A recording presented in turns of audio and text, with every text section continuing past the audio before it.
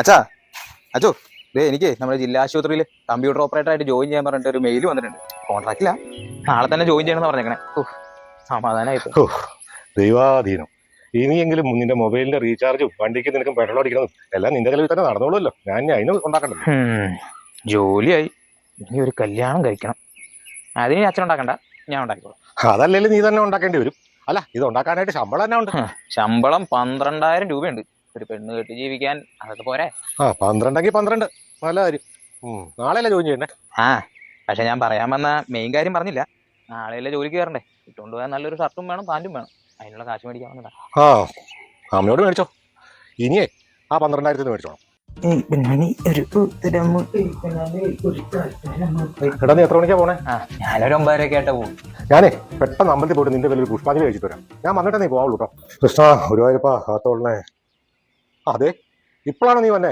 ഇന്നലെ വൈകുന്നേരം തൊട്ട് ഞാൻ കിടന്ന് നിന്നെ. സോറി സാറേ, ഇടി മഴയായതുകൊണ്ടേ ഇഷ്ടംപടി പണിയാണ്. ഇന്ന് തിരിയാൻ സമയമില്ല സാറേ. എടാ, ഇവിടുത്തെ മോട്ടറേ ഇന്നലെ ഒരു വർക്ക് ചെയ്യണില്ല. ഇടി വെട്ടിയാണെന്ന് സംശയമുണ്ട്. നീ ഒന്ന് നോക്കാം. അതേ പറയില്ല. നീ നോക്കുമ്പോഴത്തേക്കേ ഞാൻ ചടയേന്ന് അമ്പലത്തിൽ പോയിട്ട് വരാം. ചേർക്കാൻ ഒരു ജോലി കിട്ടി. അപ്പൊ അവന് പുഷ്പാഞ്ജലി കഴിക്കാം. ബഷീറെ, ഞാൻ വന്നിട്ടേ പോവുള്ളൂ. ശരി സാറേ. ഒരു മുതൽ ബഷീറെ കഴിഞ്ഞോ? എന്നാ പറ്റിയായിരുന്നു? കഴിയില്ല സാറേ. ഇതിന്റെ വയറ് കണ്ടുപിടിക്കാനും ഭേദേ ഇടിയപ്പത്തിന്റെ കുരുക്കഴിക്കണം. അതങ്ങനെയാ, താൻ കുഴിച്ച കുഴി താൻ തന്നെ വീഴും. അച്ഛാ, ഞാൻ ഇറങ്ങിക്കോ, സമയമായി. പിന്നെ അച്ഛൻ കാണണം എന്ന് പറഞ്ഞിരുന്നു. ഞാനേ അവിടുത്തെ രാജൻ സാറിനെ വിളിച്ച് കാര്യങ്ങളൊക്കെ പറഞ്ഞു. നീ ചെന്ന നേരെ പുള്ളി ആദ്യം പോയി കണ്ടാവും. പുള്ളി ബാക്കിയെല്ലാം ചെയ്തു. മോട്ടർ ശരിയായിട്ടുണ്ട്, ഒന്ന് ഓണാക്കാൻ പറഞ്ഞേ. ആ മോട്ടർ നിൽക്കേ. ടാങ്കിൽ വെള്ളം വീഴുന്നുണ്ട്. അതവിടെ തൊഴുത്തിൽ പശു മൂത്രം ഒഴിച്ചതിന്റെ ഒച്ചയാടാ. നീ അവിടെ നില്ല്, പൈപ്പിൽ വെള്ളമുണ്ടെന്ന് പറഞ്ഞേ. പിന്നെ പശു മൂത്രം ഒഴിച്ചത് മോട്ടർ ബഷീറിനോടാ കളി. നോക്ക് സാറേ. സാറേ എന്നാ ഇറങ്ങിക്കോട്ടെ, എന്റെ പണി കഴിഞ്ഞു. നീ നോക്കോ. എടാ, ഇതിന്റെ എത്രയാ? അതിന്റെ 500. 500? ഈ 10 മിനിറ്റ് പണിതീനു.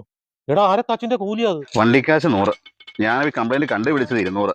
ആ കംപ്ലൈന്റ് കണ്ടുപിടിച്ച് നന്നാക്കിയില്ലേ, അതിന് 249. അങ്ങനെ മൊത്തം 549. സാറ് നമ്മുടെ സ്ഥിരം കസ്റ്റമർ ആയതുകൊണ്ടേ 49 ഡിസ്കൗണ്ട് 500. ഇത് കൊള്ളാലോടാ. നീ അപ്പൊ ഒരു ദിവസം എത്ര വീട്ടിൽ കയറി? വീടുകളിൽ മാത്രമല്ല പണി. ഈ പണി എല്ലാം കൂടെ കഴിഞ്ഞ് വൈകുന്നേരം ഒരു 5,000 രൂപ ടാർജറ്റ്. അത് തയ്ക്കണം, അത്രേ ഉള്ളൂ. ഒരു ദിവസം 5,000? അപ്പൊ ഒരു മാസം നീ എത്ര ദിവസം ജോലിക്ക് കൂടാ? 5,000. ചില ദിവസമൊക്കെ 10 രൂപ കിട്ടും. ഞാൻ എല്ലാ ദിവസം പണിക്കും. അപ്പൊ നീ മാസം ഒരു 1.5 ലക്ഷം രൂപ ഉണ്ടാക്കൂലേ? നീ ഇനി ചേട്ടൻ പറയുന്ന എല്ലാം കേട്ടോണം. ചേട്ടന്റെ ഒപ്പം നീ കട്ടക്ക് നിന്നോണം. ചേട്ടൻ? അച്ഛൻ വിളിച്ചു പറഞ്ഞ ചേട്ടനല്ലേ? ഞാൻ നിന്നോളാം. ആ ചേട്ടനല്ല, ഈ ചേട്ടൻ. ഇക്ക ബഷീർക്ക, മോട്ടർ ബഷീർക്ക. നീ ഇനി ബഷീറിന്റെ ഒപ്പം പോയാ മതി. എനിക്കൊരു അസിസ്റ്റന്റ് ആവശ്യമുണ്ട്. നീ എന്റെ കൂടെ പോരെ. മാസം 18 രൂപയും ചെലവും തരാം. എങ്ങനെ? നിനക്ക് മറ്റേത് 12 രൂപയല്ലേ കിട്ടുള്ളൂ. ഇവിടെ 18 രൂപയും ചെലവും കിട്ടൂലേ? ഈ ടെസ്റ്റർ മേടിച്ച് പിടിച്ചേ, എന്നിട്ട് ഐശ്വര്യമായിട്ട് അങ്ങോട്ട് കൂടിക്കേ. ചേട്ടാ, എനിക്ക് ഈ മോട്ടറൊന്നും നന്നാക്കാൻ അറിയാൻ പാടില്ല. നിങ്ങളാരെ മോട്ടർ ഉണ്ടാക്കാൻ പറഞ്ഞു? എന്റെ പണി എന്നാന്ന് വെച്ചാല് ഓരോ വീടുകളിലും രാത്രി പോയിട്ട് മോട്ടർ കേടാക്കണം. പിറ്റേ ദിവസം ഈ ബഷീർ പോയി നന്നാക്കും. പിന്നെ ഞാൻ ആദ്യമേ മോട്ടർ കേടാക്കണം എങ്ങനെ പഠിപ്പിക്കാം. സാറേ, അവനെ ആ മോട്ടർ നന്നാക്കണമെന്ന കൂടെ വിടണേക്കാളും ഭേദം ഞങ്ങളുടെ കൂടെ വിടണതാ.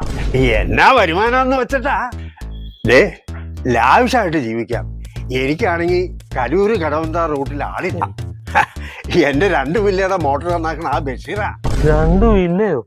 അപ്പൊ നിങ്ങൾക്ക് മാസം എന്നാ ആദായമുണ്ട്? 3-4 ലക്ഷം രൂപ ആദായമുണ്ട്. ആദായം ഇത് ഇട്ട് കൊടുക്കുകയും വേണ്ട. അല്ല, റൂട്ടിൽ ആളില്ലാന്നല്ലേ പറഞ്ഞേ? അതിന് ആളുണ്ട്, ഇവിടെ സ്റ്റോക്ക് ഉണ്ട്. മൂത്തവൻ വലിയ റമ്മി കളിക്കാരനാ ഓൺലൈനില്. ഈ അച്ഛൻ കിടന്ന് എന്തിനാ വിളിക്കാൻ? അമ്മേ, അമ്മേ, അമ്മോയ്. സംഗതി കറക്റ്റാ, പക്ഷെ ടോൺ ശരിയല്ല. ഇത് ഇങ്ങനെ നോക്കിയേ. അമ്മാ അമ്മാ അമ്മാ. കറക്റ്റല്ലൂടും ഇതുപോലെ. ഒന്ന് എണീറ്റ് വന്നേരാവേ, നിനക്കൊരു പണി റെഡിയാക്കിയിട്ടുണ്ട്. അല്ല, നീ എന്നെ വെള്ളത്തിൽ തപ്പി കളിച്ചോണ്ടിരിക്കണേ? അല്ല, അച്ഛനല്ലേ പറഞ്ഞേ എന്നെ പഠിപ്പിച്ച കാശൊക്കെ വെള്ളത്തിലായിരുന്നു. ഈ വെള്ളത്തിൽ ആ കാശുണ്ടോന്ന് ഞാൻ നോക്കിയതാ. ദുരന്തം. ഇതൊക്കെ എന്റെ മകനായിട്ട് പറഞ്ഞല്ലോ. ഒന്ന് എണീറ്റ് വന്നേരാവേ, നിന്നെ ഈ ചേട്ടനോട് പണിക്ക് വിടാൻ പോവാണ് ഇപ്പൊ തന്നെ. എണീറ്റ് പണിയോ? അത് ഞാൻ ഇന്നലെ കണ്ടു. ജോജുവിന്റെ അവിടെ അല്ലേ? അത് ഇന്നലെ കണ്ടേട്ടാ. അച്ഛൻ കണ്ട? സൂപ്പറോടാ അച്ഛാ. എടാ മരപ്പൊട്ട, അതല്ല. ജീവിക്കാൻ വേണ്ടിട്ട്, കാശുണ്ടാക്കാൻ വേണ്ടി എടുക്കുന്ന പണി, അതാണ് ഈ പണി. കയ്യിലൊക്കെ ലുക്കും ഉണ്ട്.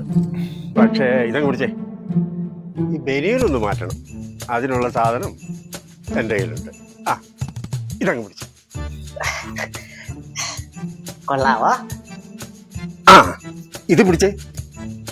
അങ്ങ് പിടിച്ചേ. ഇനി അങ്ങ് നടന്നേ.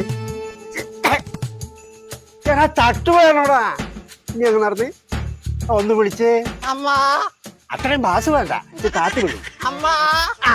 അമ്മ അമ്മ അമ്മ അമ്മ അങ്ങനെ എന്റെ മക്കള് രണ്ടുപേരും നല്ല നിലയിൽ. അമ്മ അമ്മ അമ്മ അമ്മ അമ്മ പോരെ ആശാനെ ഉം. ഇനി വേണമെന്ന് രാഷ്ട്രീയത്തിൽ ഇറങ്ങാൻ. അതാകുമ്പോ ജില്ലാ പഞ്ചായത്ത് ഇത് വേണ്ട ഒളിയിൽ പോകുന്നത്. ഒരു MLA ആവാൻ പറ്റുമെന്ന് നോക്കാം. അതാകുമ്പോ കോടികൾ കോഴ കിട്ടും.